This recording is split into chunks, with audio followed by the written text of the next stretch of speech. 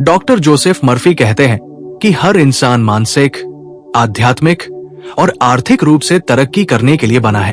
उनका मानना है कि आपको एक खुशहाल और भरपूर जिंदगी जीने के लिए पैसे की कोई कमी नहीं होनी चाहिए। इसलिए हमें पैसे से दोस्ती करनी चाहिए, अमीर बनने की सोच रखनी चाहिए, खुद पर भरोसा रखना चाहिए, बचत करनी चाहिए और आखिरकार एक भरपूर जीवन जीना चाहिए।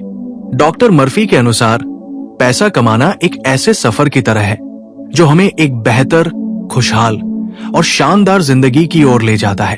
अगर आप पैसे के बारे में अपनी सोच बदलना चाहते हैं, आर्थिक सफलता और समृद्धि का रास्ता समझना चाहते हैं और ये महसूस करना चाहते हैं कि आप इन सब चीजों के हकदार हैं, तो चलिए इस बदलाव के सफर पर चलते हैं। हम सबका अमीर बनना हक है।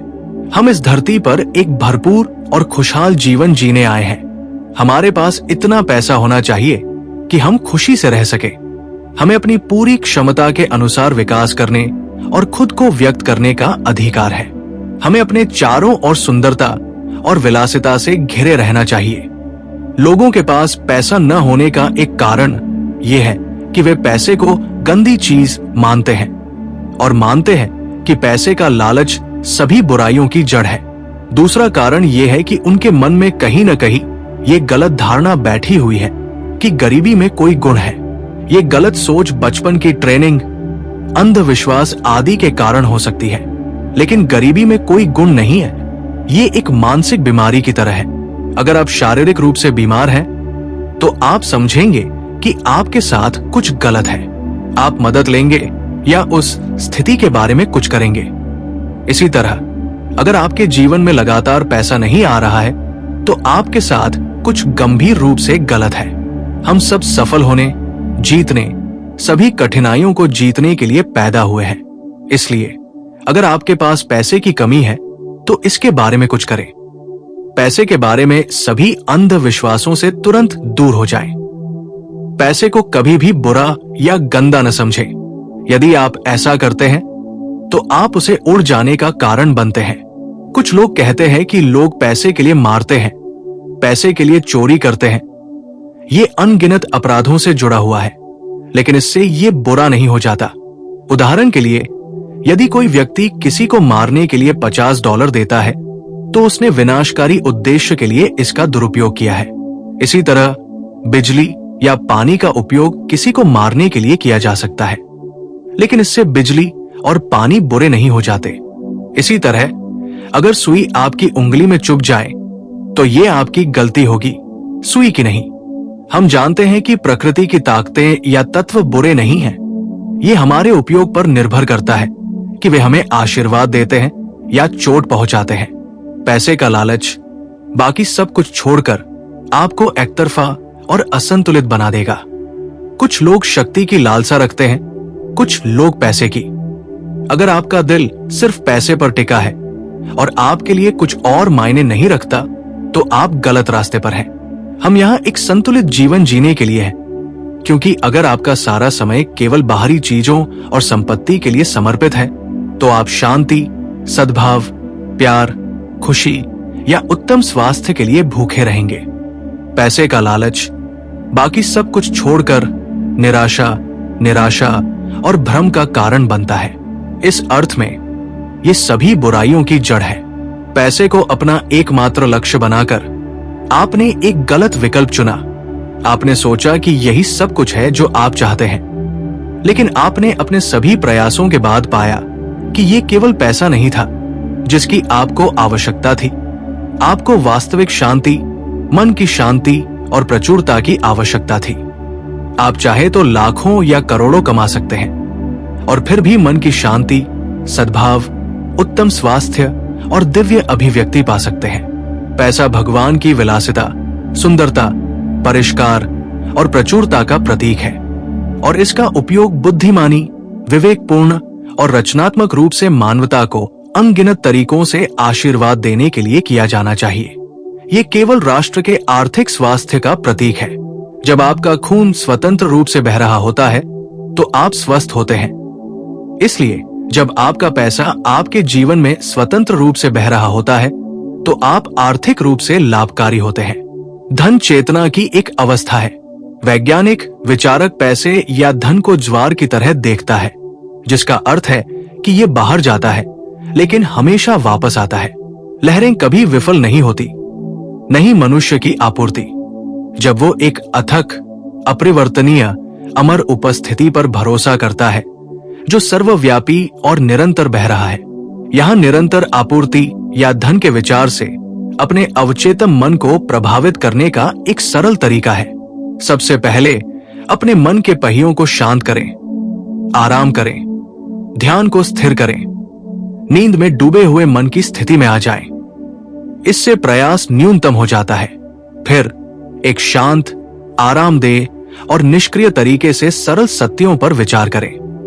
खुद से पूछें कि विचार कहां से आते हैं, धन कहां से आता है, आपका मन और मस्तिष्क कहां से आया है। आपको एक स्रोत पर वापस ले जाया जाएगा। आपको एहसास होगा कि धन मन की एक अवस्था है। इस छोटे वाक्यांश को ले दिन में 4 या 5 बार चुपचाप अपने आप से धीरे धीरे दोहराएं।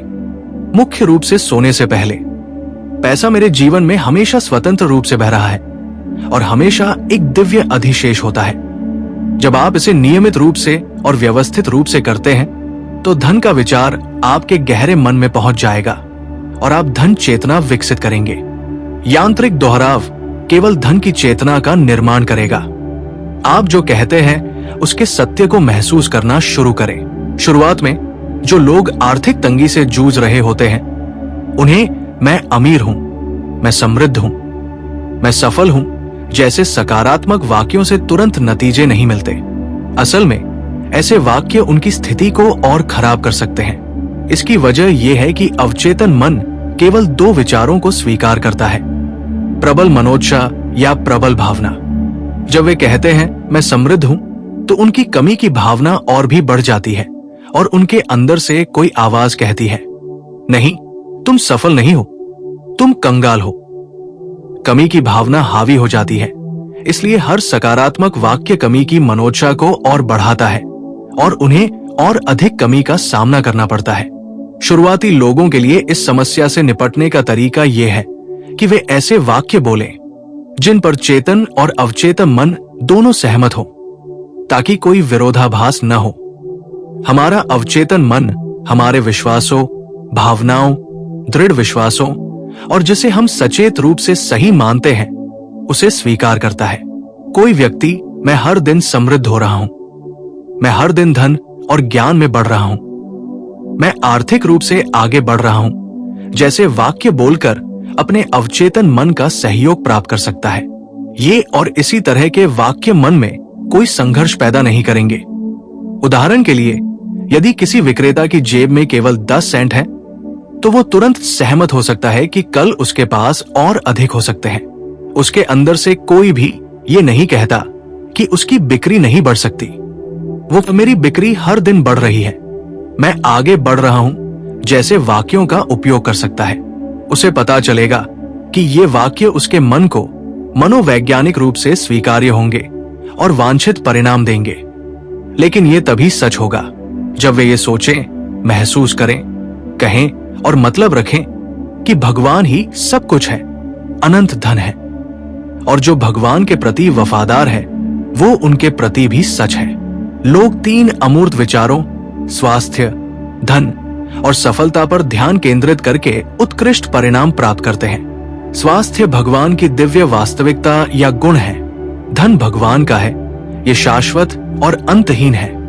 सफलता भगवान की है, भगवान हमेशा अपने सभी कार्यों में विजयी होते हैं। लोग दर्पण के सामने खड़े होकर 5 या 10 मिनट तक स्वास्थ्य, धन और सफलता दोहराकर उल्लेखनीय परिणाम प्राप्त कर सकते हैं।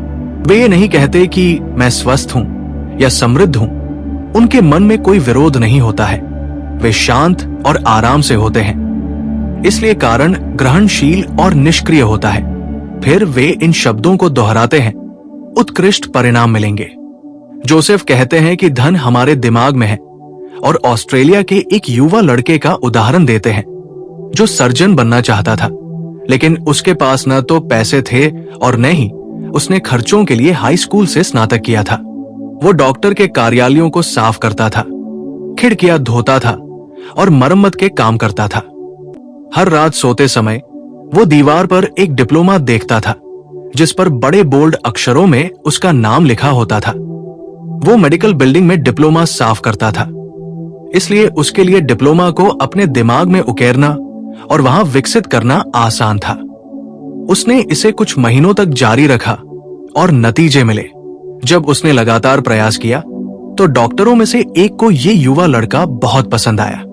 उसे उपकरणों को निष्फल करने और अन्य विविध प्राथमिक चिकित्सा कार्यों की कला में प्रशिक्षित करने के बाद वो उसके कार्यालय में एक तकनीकी सहायक बन गया। डॉक्टर ने अपने खर्च पर उसे हाई स्कूल और कॉलेज भेजा। बाद में ये व्यक्ति कनाडा के मॉन्ट्रियल में एक प्रमुख डॉक्टर बन गया। उसके दिमाग में एक स्पष्ट छवि थी। उसका एक सपना था, क्योंकि उसका धन उसके दिमाग में था। वो कह सकता था, मेरे पास शिक्षा नहीं है, मैं सही लोगों को नहीं जानता और मैं अब स्कूल जाने के लिए बहुत बूढ़ा हूं। मेरे पास पैसे नहीं हैं। लेकिन उसने ऐसा नहीं कहा।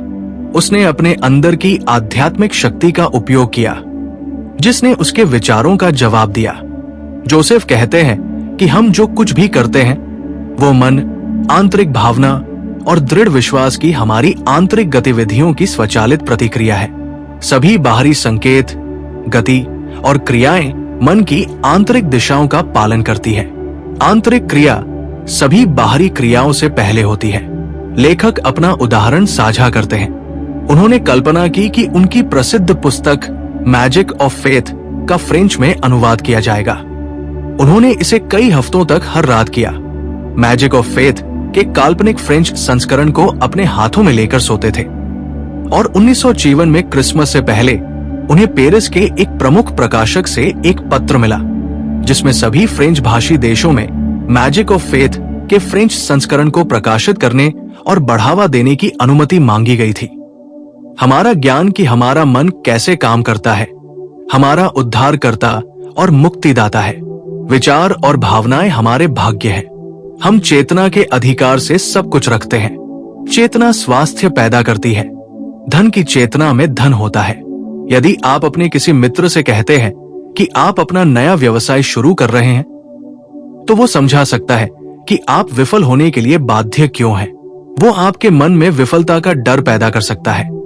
लेकिन जैसे जैसे आप आध्यात्मिक शक्ति के बारे में जागरूक होते जाते हैं, जो आपके विचारों का जवाब देती है, आप दुनिया के अंधेरे और अज्ञान को अस्वीकार कर देंगे और जान लेंगे कि आपके पास सफल होने के लिए सभी उपकरण, जुनून और ज्ञान है। कुछ लोग हमेशा उन लोगों के बारे में बात करते हैं जिन्होंने बेईमानी से पैसा कमाया है। वे धोखेबाज, चोर और ठग हैं। यदि हम ऐसे लोगों का विश्लेषण करें जो इस तरह से बात करते हैं, तो वे आमतौर पर कमी में होते हैं या किसी आर्थिक या शारीरिक बीमारी से पीड़ित होते हैं। शायद उनके दोस्त सफलता की सीढ़ी चढ़ गए और उनसे आगे निकल गए। अब वे उनकी सफलता से कड़वे और ईर्ष्यालु हैं। कई मामलों में ये उनके पतन का कारण है। इन अन्य लोगों के बारे में नकारात्मक सोचना और उनके धन की निंदा करना उनके धन को गायब होने और भाग जाने का कारण बनता है। एक तरफ वे भगवान की समृद्धि के लिए प्रार्थना कर रहे हैं और दूसरी तरफ वे अन्य लोगों के धन से नाराज हैं। इसलिए हमें हमेशा दूसरे व्यक्ति को आशीर्वाद देना चाहिए और उसकी समृद्धि और सफलता में आनंदित होना चाहिए।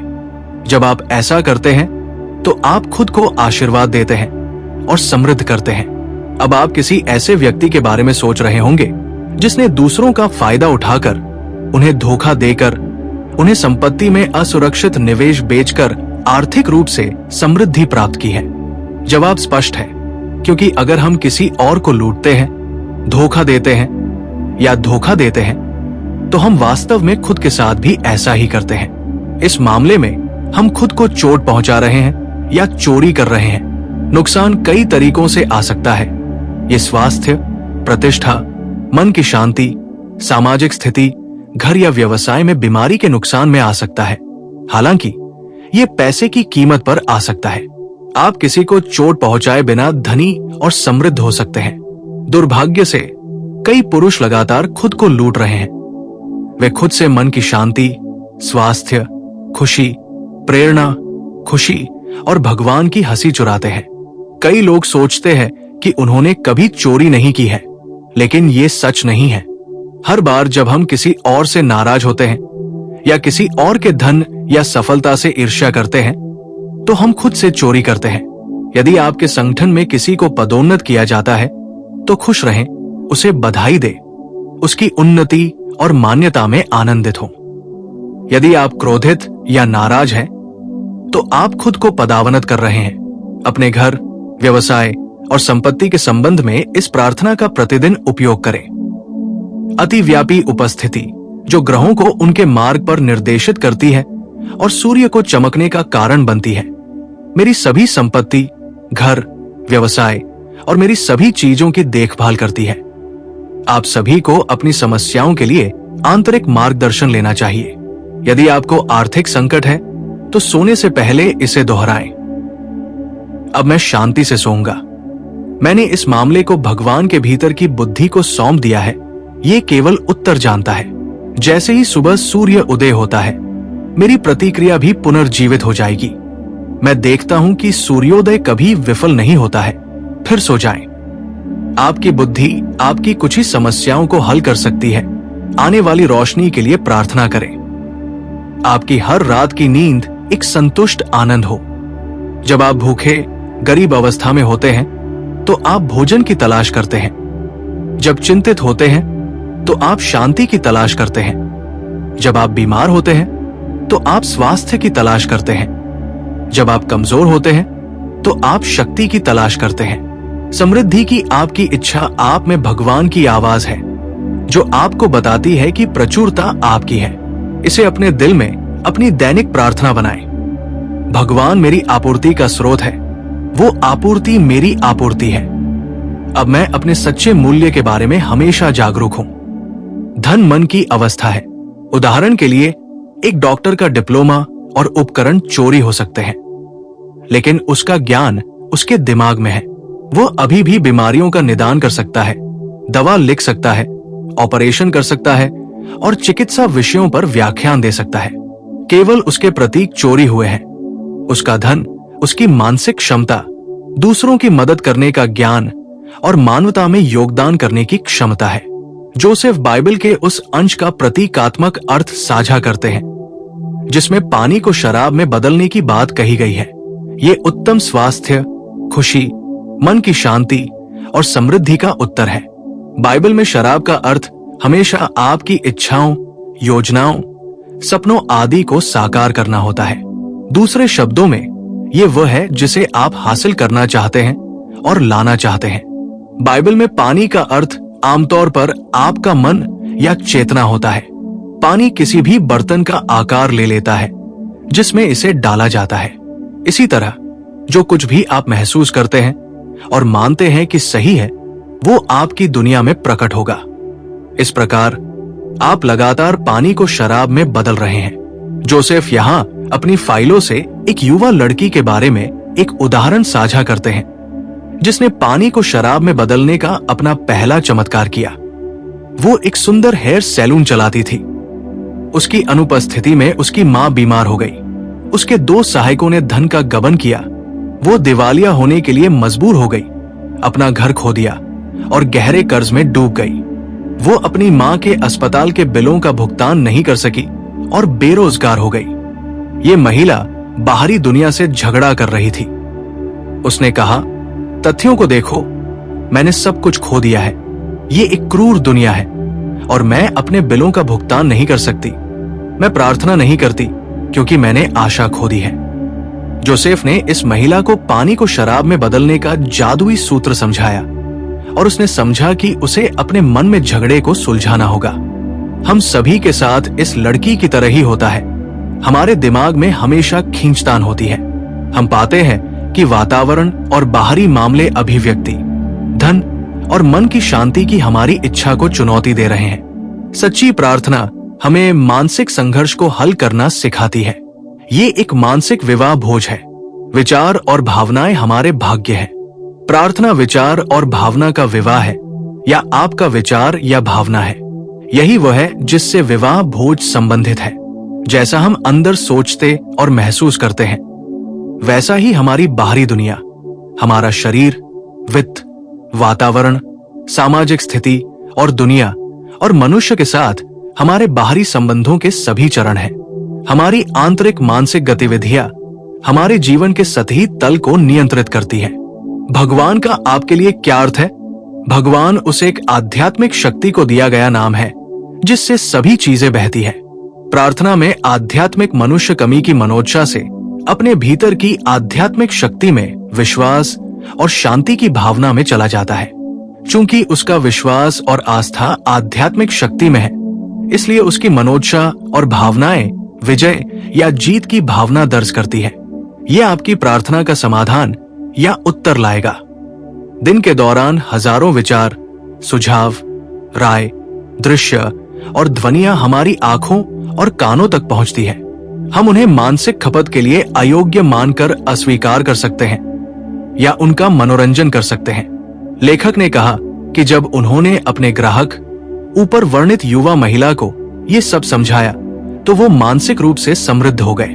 उसने सोचने और महसूस करने के नए तरीके को व्यवहार में लाया और रात में वो शांत और स्थिर हो गई और रचनात्मक कल्पना का उपयोग करना शुरू कर दिया। बात यह है कि चाहे हम पैसा चाहें, सेहत चाहें या कोई नया आइडिया लाए, शुरुआत में ये सब दिखाई नहीं देता। हर चीज अनदेखी से ही आती है। हमें असल में पैसा मिलने से पहले अपने दिमाग में अमीर बनना होगा। पैसे की भावना ही पैसा लाती है, क्योंकि पैसा दिमाग की एक हालत है। हम जो सोचते हैं, महसूस करते हैं, मानते हैं और दिमाग से मानते हैं, वही हमारी चेतना का रूप है। और आखिर में अपना दिमाग और दिल खोलो और कहो, भगवान मेरे गाइड हैं। वो मुझे रास्ता दिखाते हैं, वो मुझे तरक्की देते हैं। हाउ टू अट्रैक्ट मनी हमें सिखाती है कि धन केवल भाग्य का खेल नहीं है, बल्कि ये हमारी मानसिकता, विश्वास और सोचने के तरीके पर निर्भर करता है। यदि हम सही विचारों, सकारात्मक दृष्टिकोण और आत्मविश्वास के साथ आगे बढ़ते हैं तो हम अपने जीवन में अपार समृद्धि प्राप्त कर सकते हैं। तो दोस्तों, ये था जोसेफ मर्फी की किताब हाउ टू अट्रैक्ट मनी का सारांश। अगर आपको यह वीडियो पसंद आया हो तो इसे लाइक करें और अपने दोस्तों के साथ शेयर करें।